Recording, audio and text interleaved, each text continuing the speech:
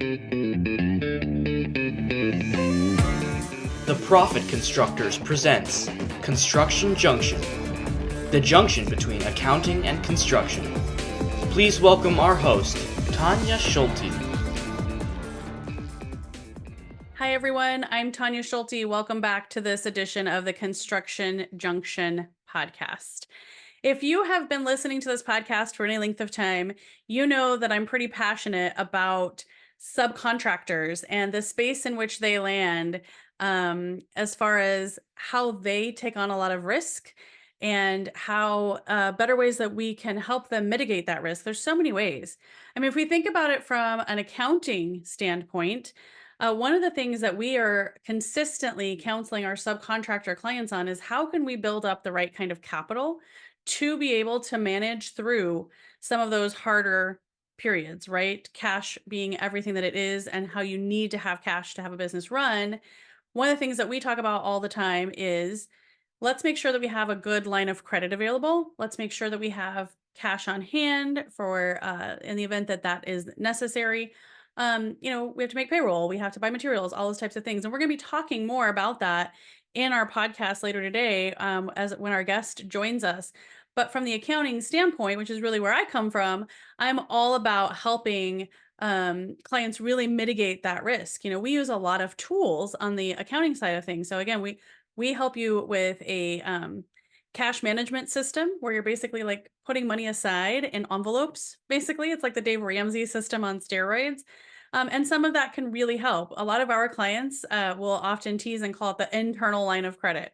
So we love to help the subcontractor clients that we work with mitigate that type of thing. That if something goes wrong and you're not being paid and you need to go and dispute that and take care of that, you'll have the cash, the funds, the finances, and the ability to continue moving your business forward when something goes wrong.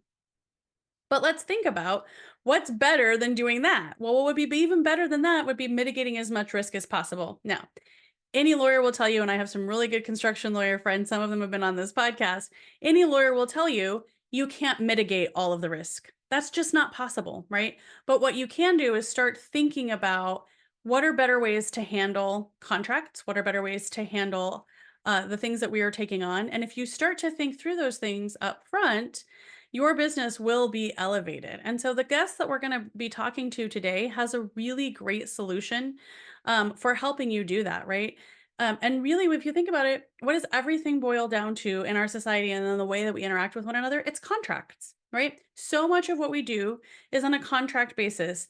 And in the construction world, everything comes down to that contract. And if we start at the very beginning of every project, just sort of blindly signing the dotted line on every contract, we're not really taking the time to think through how is each one of these contracts that I'm signing affecting my business, and what should I be thinking about when I go down that road, and what types of things am I not being protected on, or am I just blindly signing away? So it's my advice to you to not do that. And I would love for you to stick around, because you're going to hear from our expert that's about to show up in just a few minutes on how to get around doing that and how to do it in a way that does not going to cost you an arm and a leg, right? So let's talk about that. We'll come back in just a few minutes and we'll talk with my friend Cian. We'll be right back.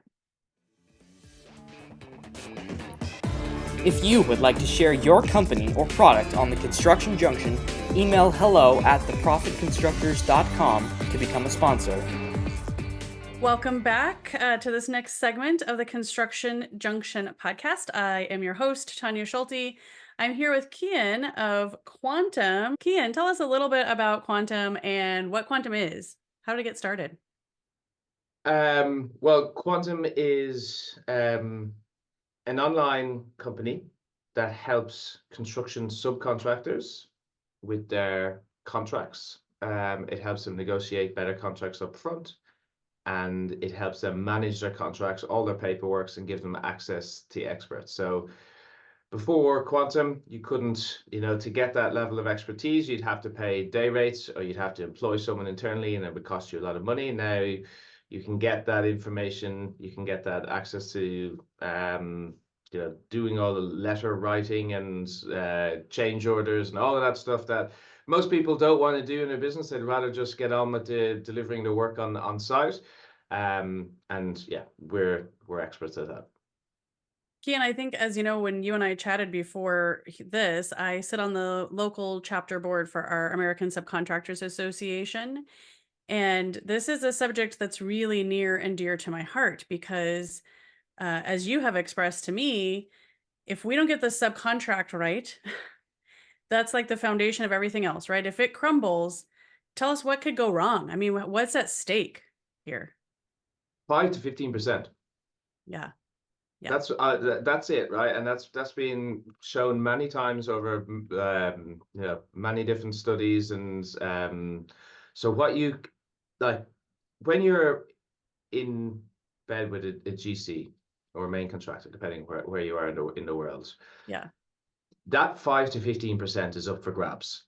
Someone's going to take that 5 to 15%. Is it going to be you as a subcontractor, or is it going to be the GC? Right? That's what the contracts is, because if you think about the contracts, it's the money side of construction. It sets up the set of rules about how risk is transferred and Yep. how money is transferred between parties. And what will happen is when you get a contract from a GC, you very rarely see standard contracts, an actual standard contract anymore, right? So the AIA, if you see that on its own, great, that's good, right? But they're always amended, right? So they look like a standard contract, but they're actually not, or they just have their own contract that's been written for lawyers. And what they've done is they've pushed all the risk onto you and made it so they can have better cash flow themselves, because GCs are, if you think about it again, are a finance company. They get a loan from the bank to finance a project. They win a project from a client, so they get paid from the client, and they subcontract out all the work, and they get paid on the delta between the two. So the game that they're playing is about cash flow and margin. And so if they can withhold a lot of that and push the risk down to you, then they're going to do better. Now, the thing that a lot of people don't understand is when they give you their worst, they give you their worst contract to sign, that's the starting point. It's not the end point. Yes. And they're expecting you to negotiate. When you don't negotiate, they don't think that you're easy to deal with. They think you're green. And so what I always tell all of our clients is, think of the biggest subcontractor in your field, right? The biggest guy, the huge, like, the $100 million company that's doing what you do. Do you think they don't negotiate their contracts? And they do, and they do aggressively. Every time. And they know what they want the contract to say. They know what they want the contract to say. And then that's the front end. And then the back end is managing the contract. So making sure that you're getting, like, if you get your changes approved and your delays approved, right? That's the main thing that you want to be getting approved. If you get those things approved quickly, you're good, right? But if it's the other way, right? As first of all, if you miss a change, or if you miss a delay, or contractually you miss it as well, you're time barred, you have a certain amount of time to respond, and you don't do it, then you're just doing work for free, essentially, right? And you're taking on their delay as your delay. And so you're just eating that cost. That's where the 5 to 15% comes in. Yep. And so if you think about it as well, let's just think about an example of a change. And I think you'll be all over this as accountants. From a cash flow kills companies. It's not like there's no big bang, right? People think, oh, you went out of business, there was just this big bang out of business. No, that's not how it works. What happens is your cash flow gets restricted, tighter. You can't pay your guys. You're living in this constant world of anxiety about, like, money coming in the door. Your financing cost goes up. You're bridging finance to be able to do it. And so if we look at the change, right? Let's just say you're on site and you're asked to do additional work, right? Which happens all the time, or change what you're currently doing, which is also a change, which also costs you money.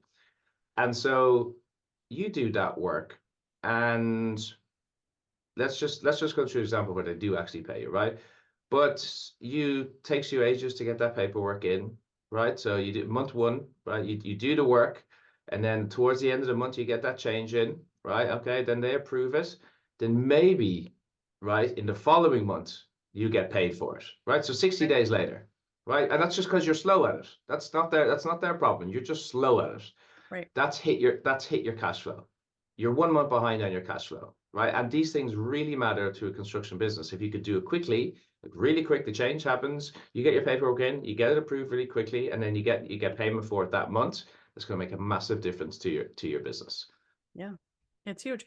I think I actually just listened to some experts talking about like pay when paid and pay if paid clauses, which I'm sure you're very familiar with.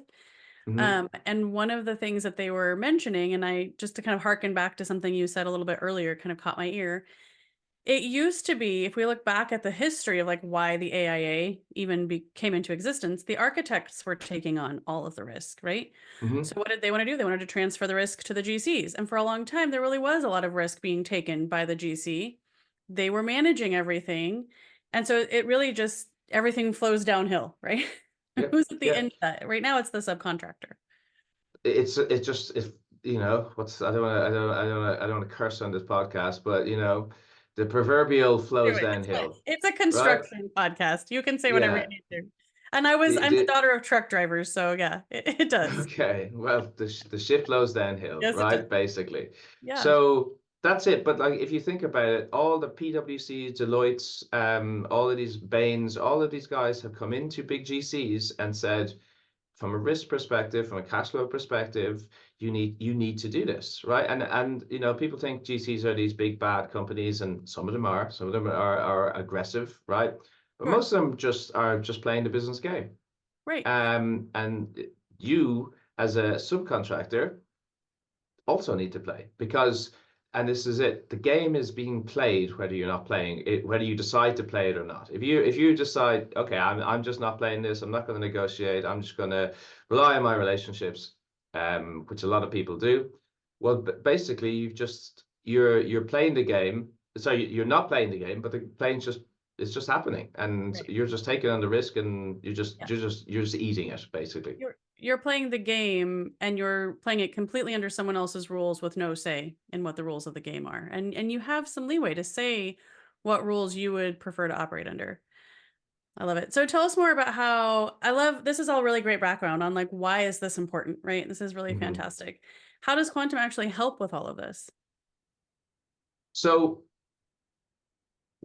ultimately, what we're talking about is the 5 to 15% more margin on each project and cash flow. That's the top line, right? So that's what everybody wants.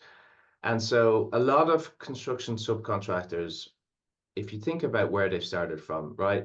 And if you think about the person, the Mhm. person or the family, a lot of these guys are family businesses, right? Which is important to me.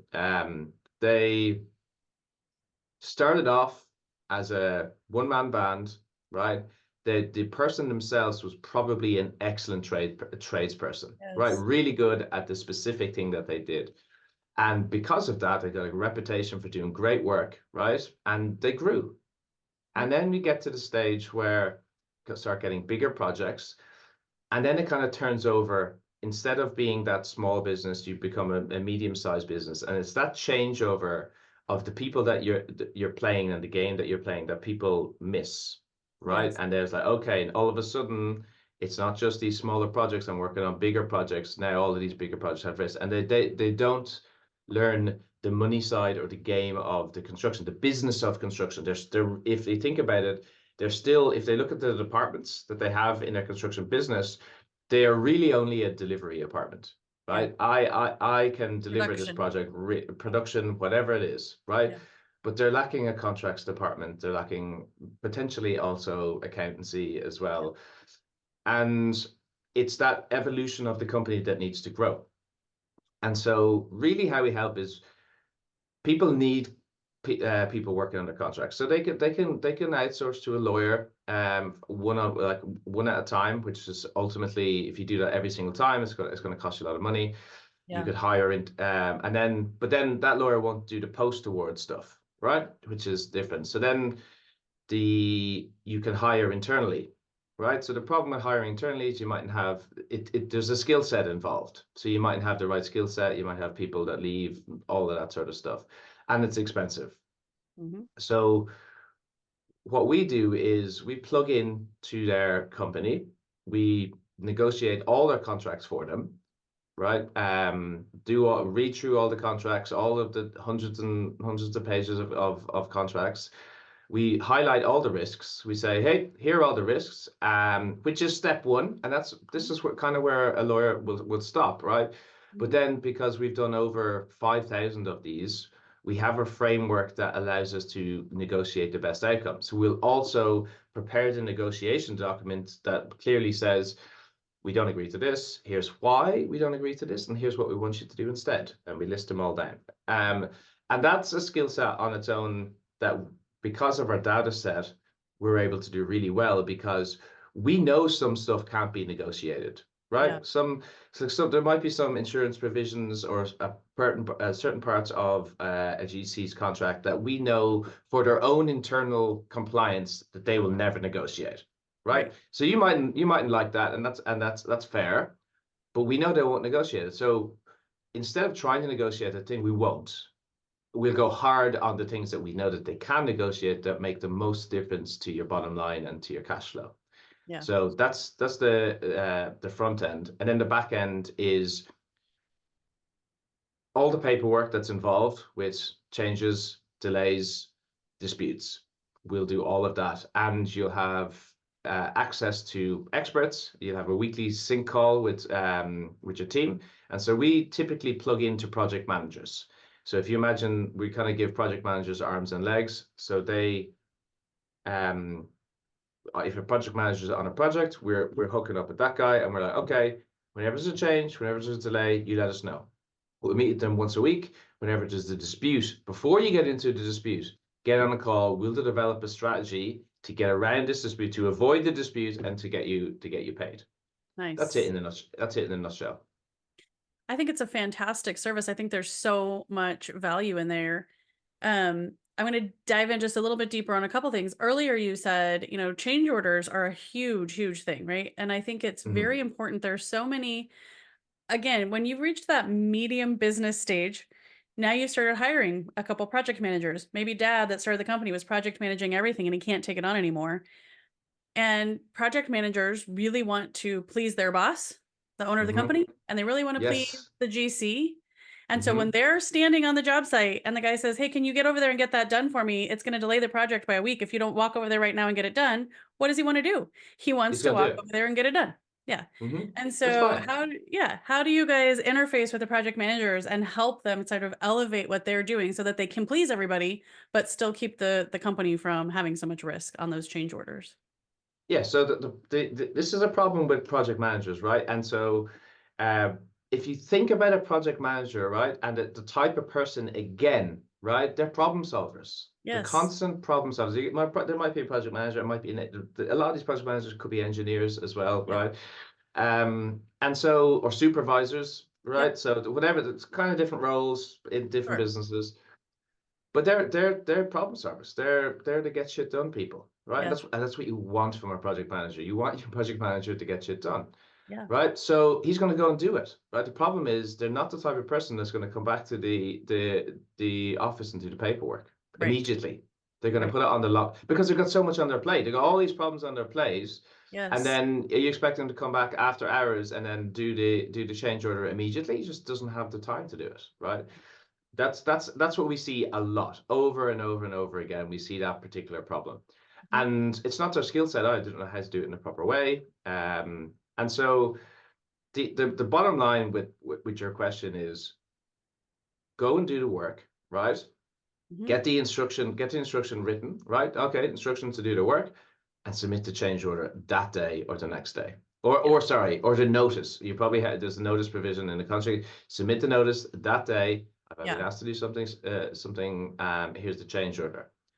Now, with that leads to more problems. I can see people shuffling in their seats. I don't want to rock the boat here. I want to be seen as really easy to deal with.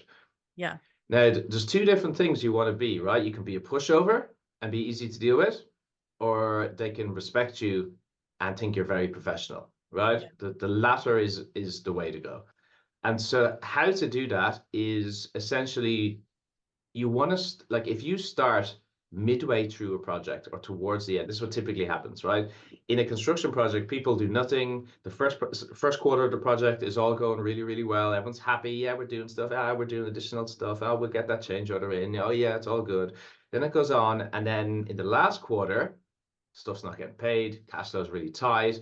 You try and get all of these change orders in, and then they start rejecting left, right, and center. You're time barred. No, I don't agree with that. Right. So everything, and then they get annoyed as well. And fair, because you've been this passive guy the whole way through the project, and then at the end you're just banging in all of this stuff, right? And now if you just put on their side, right, their project manager's hat.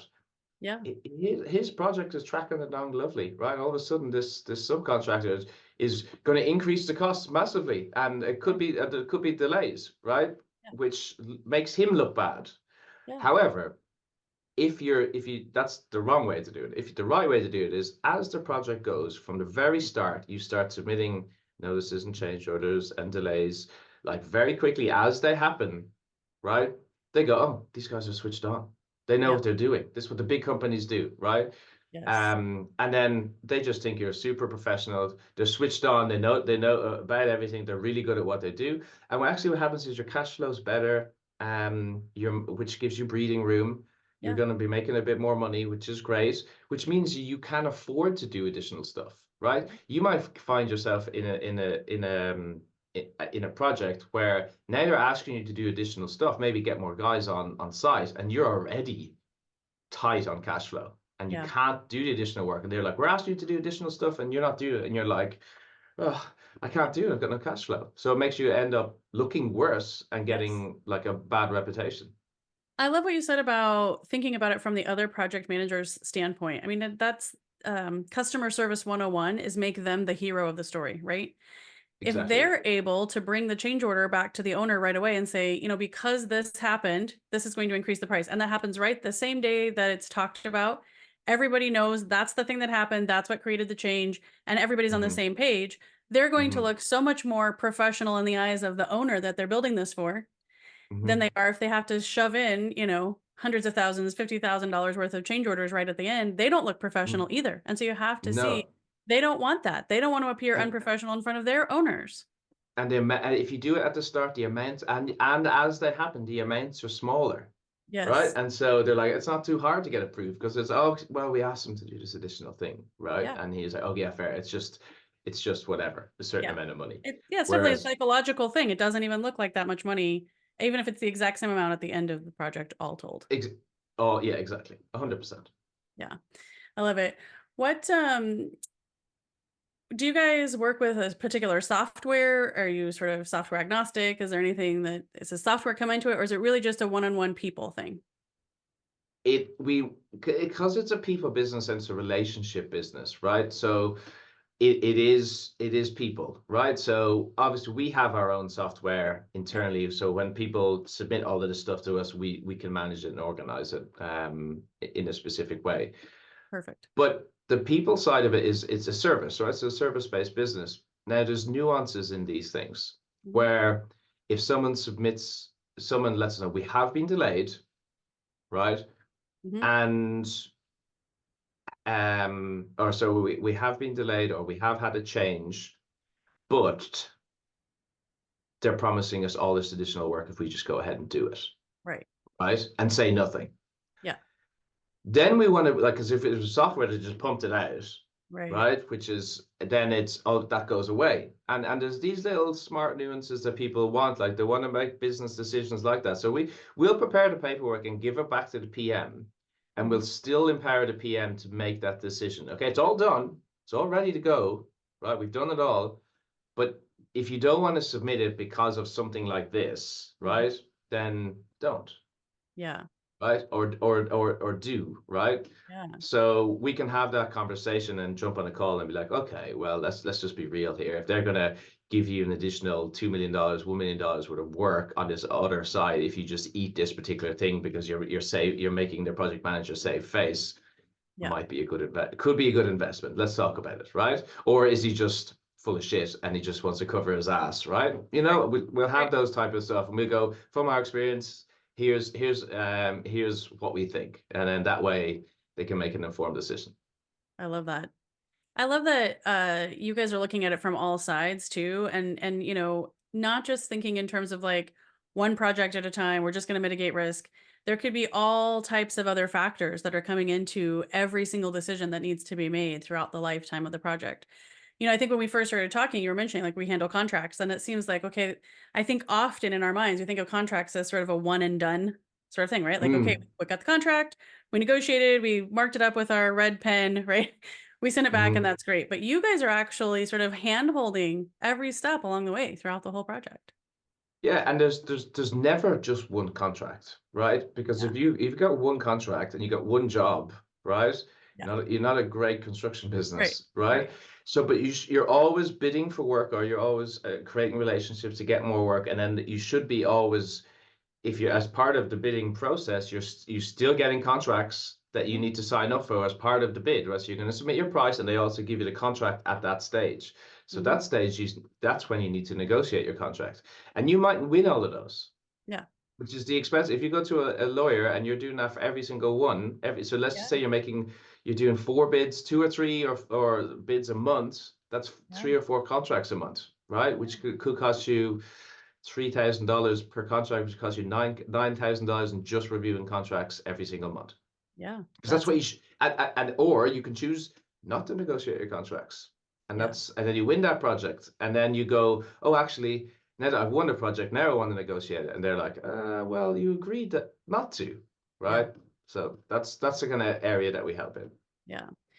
What do you think is like the number one reason that folks really get a lot of value out of using your services? More cash flow, more margin. Yeah. Yeah. It's like you started at the very beginning. It's that 5 to 15%.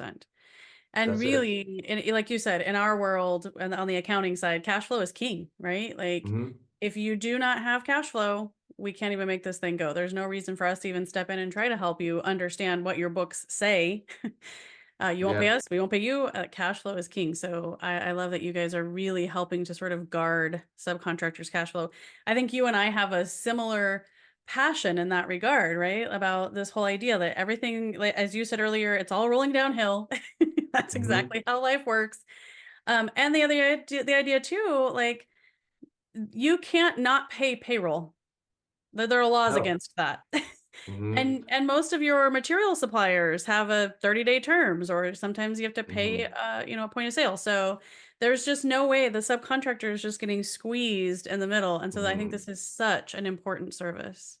Well, then, if you think about it as well, and this is why this is a real bee in my bottom, paid when paid is so unfair. Yes. It is crazy unfair, because it's the same thing as not paying your employees. It's like saying to your employees, I'll pay you when I get paid. There's no difference, right? It's like treating a company as some sort of lower class citizen that is we don't have to pay because we haven't got paid. And contractually, I also think is bullshit, because I'm not in a contract with the client. I'm in a contract with you. And we have a contract where you said you would pay me if I do work. I don't care about your client, right? That's your problem, your relationship, and your cash flow. I'm not in your financial weeds. Right. So your financial health is not my problem. We have a deal for where you should pay me. And so in most countries in the world, Tonya, that's illegal. Yeah. Yeah. Not here. Like I said, pay when paid is very often here. And then, as I said, in the contracts class I was sitting in just last week, they were talking about pay if paid, which is a whole other level of risk that I don't think any subcontractor should ever take on. There's a whole pay when paid. We can talk about if that's a timing issue and whether it should be illegal. And I agree with you. Pay if paid, I think you should never ever accept a pay if paid clause ever. You have no control. Yeah. Yeah. You've completely given up all control and just said basically, well, if the entire project goes downhill, I am taking on all that risk as the sub, the one who's actually physically doing the work. Exactly. So and unfair. then the mistake mightn't be your fault. Right. So the same game happens that I'm talking about. The same game happens at GC and client level, or GC and owner level. So if they didn't get their change order in, right? So that shit flows uphill, right? So if if they've asked you to do additional work, you got your change order in, that's approved, right? And then they are too late sending in their change order, and then that doesn't get approved. Then the pay if paid thing kicks in, where like, well, we didn't get paid for it, right? Yeah. Well, we were actually really slow on doing it, and we prepared bad documents, and so we're not going to pay you. Yeah. No, and even, here in Arizona, we had a big fight several years ago about this whole idea of transferring risk and what should be legal and should not be legal. So we do have some good laws on the books here in the state of Arizona around some of this and the transfer of risk. But, not just like it's all flowing uphill, but what if, another subcontractor on the job has caused certain delays and different things are going on? Like, none of that should flow back down to you. If you've done your work, if you've performed the work, you should be able to be paid for the work that you've done. Exactly. And if you think about it, all of this stuff happens all the time in construction. People don't get paid for stuff. People don't get paid, but people dispute. Okay, well, I asked you to do this thing, and then that's exactly how I did it, and then whatever. Or the amount that you're asking to be paid might be wrong or incorrect. So this stuff happens all the time. So taking on the risk of other people doing the right thing and doing it properly, when we know that they don't, is a bad idea. Yeah, no, 100% agreed. I just want to know how people can learn more about Quantum. Like, how can they find out more and learn more about your services and get hooked up with you? So just go to quantumcontracts.com. And there's a video on there, and the video on there shows you how to grab back that 5 to 15%. So check out that video. Hopefully it's of value. I love it. Thank you so much for talking with us today, Cian. It's been a really great conversation. Like I said, I think you and I are very much passionate about the same thing and about really helping these subcontractors learn how to play the game and elevate what they do. So I'm excited to see what comes of it and looking forward to talking with you more. You too, Tonya. Thanks, Cian.